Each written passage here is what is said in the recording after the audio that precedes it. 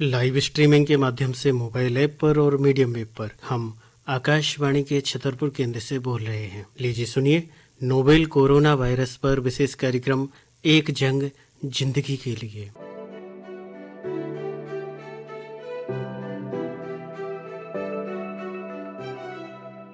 कार्यक्रम एक जंग जिंदगी के लिए सुनने वाले सभी श्रोताओं को रविंद्र प्रजापति का नमस्कार।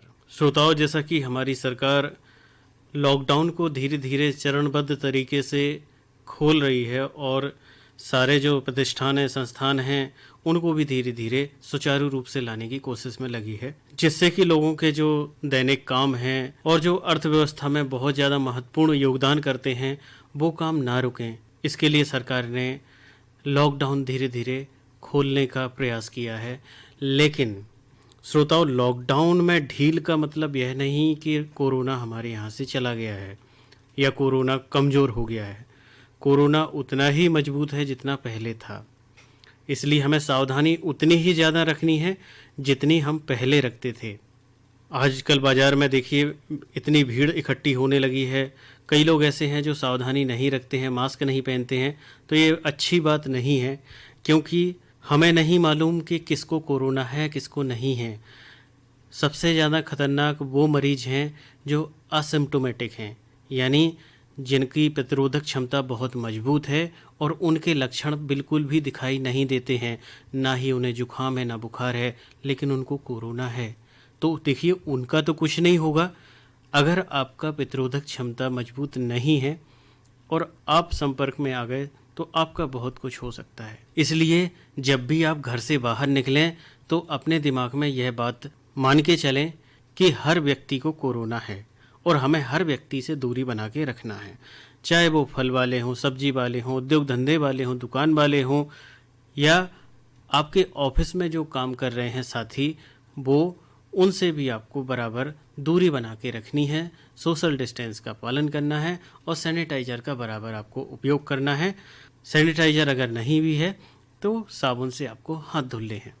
देखिए कई लोग छोटी छोटी लापरवाही भी करते हैं जो उन्हें बाद में बहुत अखरती है। जैसे कि कोई व्यक्ति हमारे मोहल्ले का है, कोई हमारा रिश्तेदार है या कोई अपना खास है, जब वो हमसे मिलने आता है तो हम सारी सावधानियां भूल जाते हैं और सोचते हैं कि ये तो हमारा रिश्तेदार है, इसको तो कुछ नहीं होगा, ये हमारा पड़ोसी है, ये हमारे मोहल्ले वाले हैं, इनको तो कुछ नहीं है। वही बात जो आपको अभी बताई थी कि आप ये मान के चलें कि हर व्यक्ति को कोरोना है, चाहे वो आपका पड़ोसी हो, चाहे वो आपका रिश्तेदार हो। जब तक आप इस बात को नहीं स्वीकार करेंगे तब तक आप सावधानी नहीं रखेंगे, और सावधानी नहीं रखेंगे तो कोरोना से कैसे बचेंगे। इसलिए घर पर रहें, सुरक्षित रहें, बिना वजह घर से बाहर ना निकलें, बिना वजह भीड़ इकट्ठी ना करें और बिना वजह लोगों से वार्तालाप करने के लिए इकट्ठे ना हों। तो इस तरह से आप सावधानी रखेंगे तभी आप अपने आप को सुरक्षित रख पाएंगे। कोरोना और लॉकडाउन के बारे में अपने विचार कविता के माध्यम से प्रस्तुत करते हुए आप हैं दमोह से भूपेंद्र जैन। जय हिंद, जय भारत। नमस्कार साथियों, वर्तमान में विश्व पर जो व्यापक स्तर पर कोरोना महामारी चल रही है, हिंदुस्तान भी उस महामारी से दूर नहीं है। ऐसी परिस्थिति में एक कवि का भी दायित्व बनता है कि वो जन जागृति हेतु अपना प्रयास करे। उसी के लिए एक बुंदेली रचना प्रस्तुत है आप सबके बीच, जिसका शीर्षक से शुरुआत करते हैं। ई कोरोना वायरस को भारत से भगाउने हैं। अरे ई कोरोना वायरस को भारत से भगाउने हैं, डराउने नैया इसे लड़ने हैं। ई कोरोना वायरस को भारत से भगाउने हैं। हाथ जोड़ के करो नमस्ते, अरे हाथ जोड़े करो नमस्ते, ने मिला कोनों से हाथ और ने कोनों को गले लगाउने। ई कोरोना वायरस भारत से भगाउने हैं। मूड पिरावे नाक बेवे छाती एड़ जाए, मूड पिरावे नाक बेवे छाती एड़ जाए। ई को इलाज तुरंत कराउने हैं। बुखार खांसी सांस लेवे में हो कोनों अड़चन, बुखार खांसी सांस लेवे में होए कोनो अड़चन। जे हैं इके लक्षण सो तुरंत डॉक्टर को दिखाउने हैं और ई कोरोना वायरस भारत से भगाउने हैं। एक बार, दो, तीन, चार, कई बार। एक बार, दो, तीन, चार, कई बार हाथों हो साबुन से बेर बेर धोने हैं, और सबके सामू ने छींकने ने खकारने, और फिर भी न रुक पाए तो मुंह पे रूमाल लगाउने हैं, और ये कोरोना वायरस तो भारत से भगाउने हैं। अरे शाकाहारी पे है खतरा कम। अभी जो रिपोर्ट पढ़ते हैं अपन इस स्तर से आ रही हैं, जो बड़े बड़े स्वास्थ्य संगठन जारी करते हैं कि शाकाहारी पे है खतरा कम, मांसाहार पे लगाम लगाउने हैं, और सार्वजनिक स्थानों पे थूकवे से सोई जो फैलत। सार्वजनिक स्थानों पे थूकवे से सोई जो फैलत, इहो फैलवे से हम सब हों बचाउने हैं, और ये कोरोना वायरस भारत से भगाउने हैं। डायबिटीज, कैंसर जैसे जिन्हों हैं रोग, डायबिटीज, कैंसर जैसे जिन्हों हैं रोग, उनकी रक्षा को भी हमें अपनो फर्ज निभाउने हैं। और 10 से कम 60 से ऊपर के जो हैं बच्चा बूढ़े, 10 से कम 60 से ऊपर के जो हैं बच्चा बूढ़े, उन्हों घर में रहवे को संकल्प दुआउने हैं, और ये कोरोना वायरस भारत से भगाउने हैं। का है लक्षण, का है बचाव, अभी हमने ऊपर पूरी इसकी जानकारी दी बताई है। का है लक्षण, का है बचाव, सब हों घर घर जाके बताउने हैं। का है लक्षण, का है बचाव, सब हों घर घर जाके बताउने हैं। सरकार अकेली का कर लहरे भैया, अरे सरकार अकेली का कर लहरे भैया, मिल जुल के इस सरकार को साथ निभाउने हैं, और ये कोरोना वायरस भारत से भगाउने हैं। जय हिंद, जय भारत, नमस्कार। अभी आप जिन्हें सुन रहे थे ये थे भूपेंद्र जैन दमोह से, जो अपने विचार कविता के माध्यम से प्रस्तुत कर रहे थे।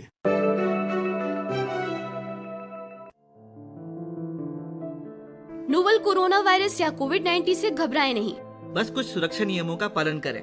भीड़ भाड़ वाली जगहों पर जाने से बचें, खांसते या छींकते वक्त मुंह पर रुमाल रखें, हाथों को नियमित अंतराल पर साबुन से धोएं, हाथ मिलाने से बचें एवं जरूरी होने पर सैनिटाइजर का इस्तेमाल करें। सूखी खांसी, तेज बुखार और सांस लेने में तकलीफ होने पर तत्काल चिकित्सक से परामर्श लें। याद रखें, नोवल कोरोना वायरस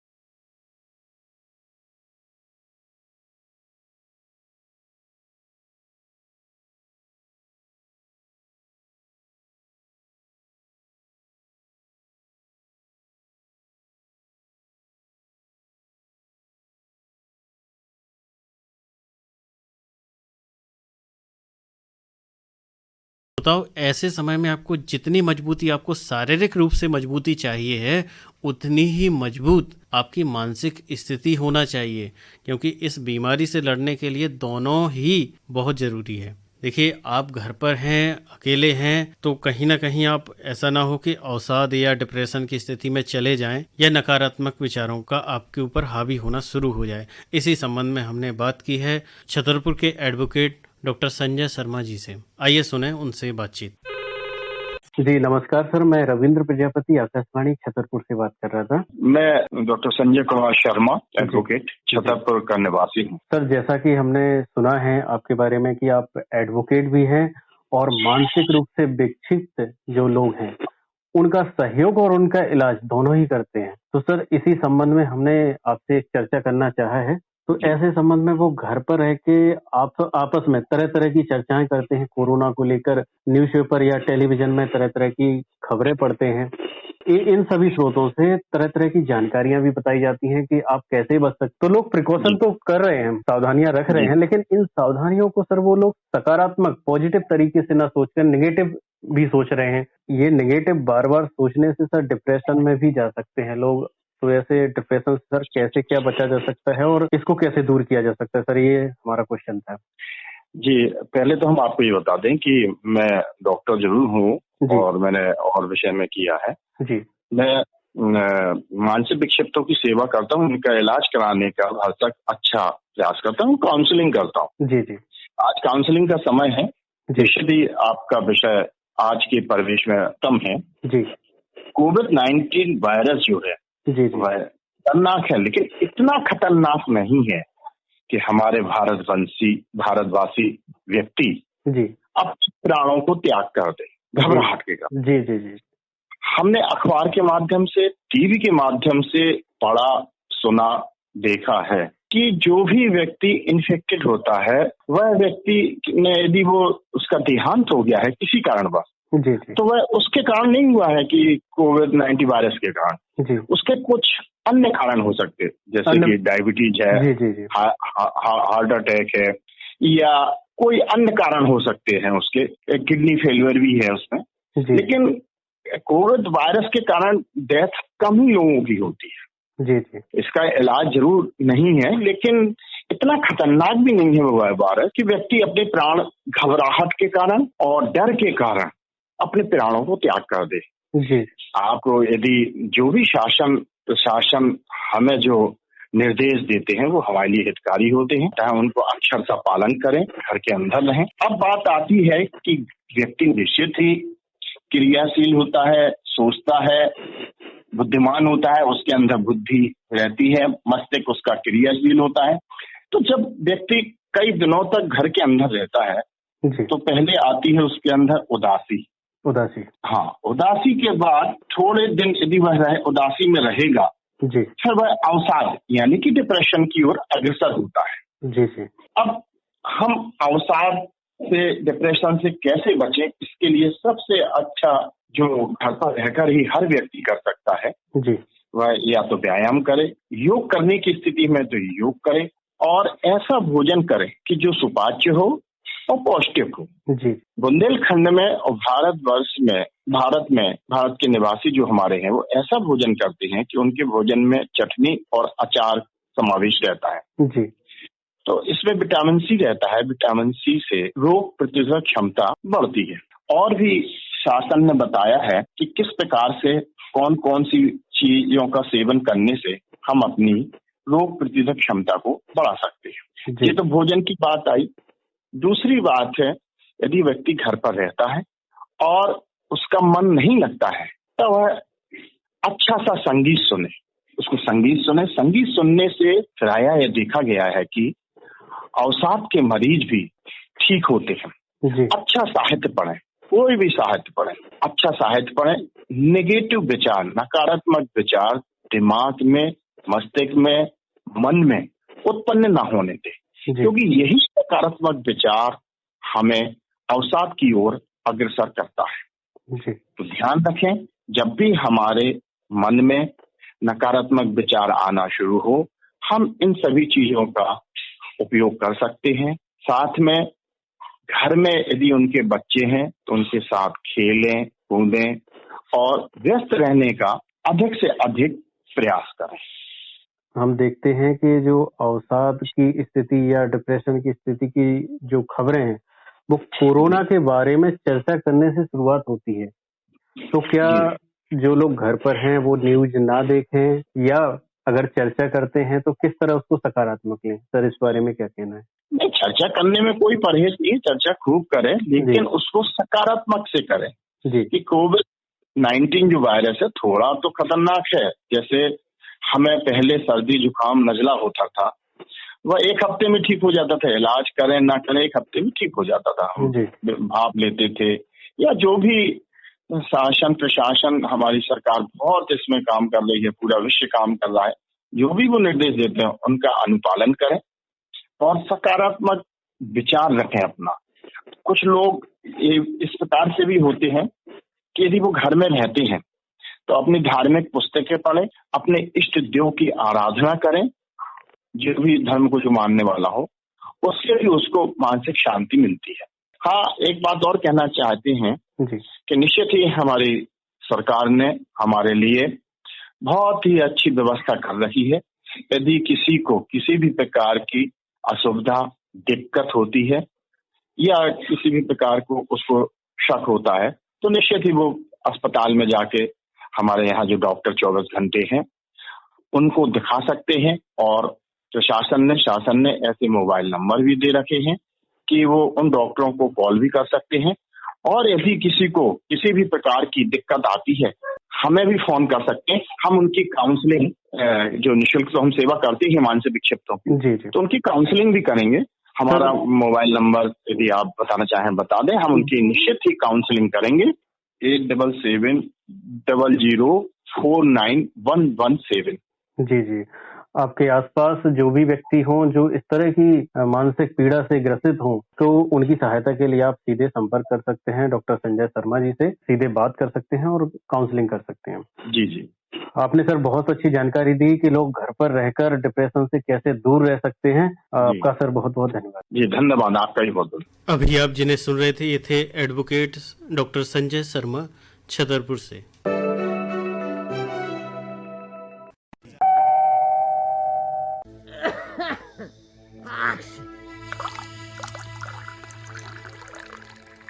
क्या आप ये गोली खाने वाले हैं? हाँ, क्यों? रुको भाई, हाइड्रोक्सीक्लोरोक्विन अपने आप तय करके लेने वाली दवाई नहीं है। अपने डॉक्टर की सलाह पर ही आप इसे ले सकते हैं। पर क्यों? क्योंकि हाइड्रोक्सीक्लोरोक्विन डॉक्टर की सलाह के बिना लेना घातक हो सकता है, कभी जानलेवा भी। ध्यान रखिए, सुरक्षित रहिए।